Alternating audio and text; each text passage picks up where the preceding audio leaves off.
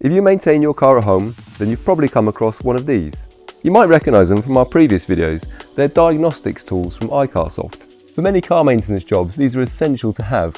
So if you're looking to buy one, I'm going to explain the difference between these three models. All three are very similar. They can be used for so many different jobs, including clearing the service message, reading and clearing fault codes, putting the parking brake in service mode, calibrating the steering angle sensor, and so much more. Each of these comes with a menu set to English, but it's free to install other languages, and you get free software updates from iCarsoft.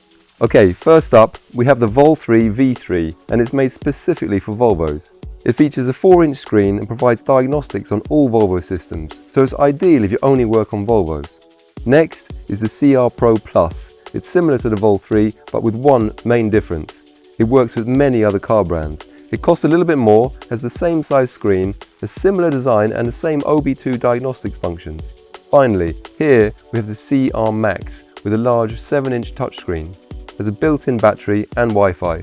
It's basically a rugged tablet for car diagnostics. And here's the best part, if you're working on something on your car and you need some help, you can use this for watching instructional videos directly from YouTube.